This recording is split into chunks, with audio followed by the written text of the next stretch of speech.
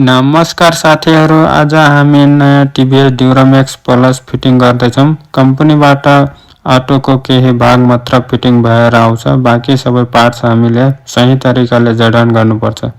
यस भिडियोमा तपाईले यसको पूरा फिटिङ प्रक्रिया, आवश्यक जाँच र अन्तिम तयारी सबै हेर्न हुनेछ।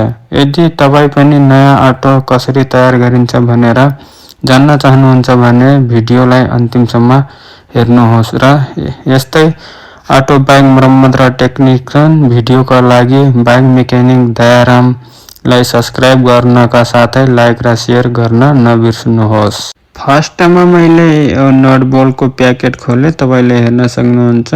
मस्त पाराले नट बोल्ट खोलेर अनि पछाडिको यहाँ कार्टुनदेखि निकालेर पछाडिको दुईटा ब्याकलाइट हाले। ब्याकलाइट हालिसकेपछि तपाईले हेर्न सक्नुहुन्छ। मैले फेरि नट बोल्ट हेर्छु कुन लाग्छ भनेर।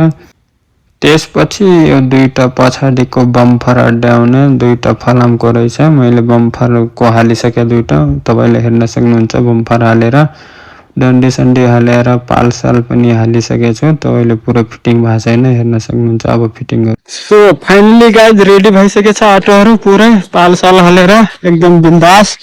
व्हील कभर पनि आउँछ यसको मजाले वास्तव पाराले एकदम टाइट पालमाल एकदम माल टाइट छ।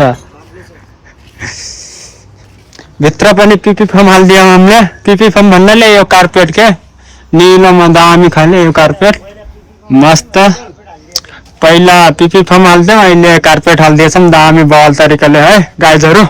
एकदम बिन्दास पाराले सबै ओके भइसकेछ।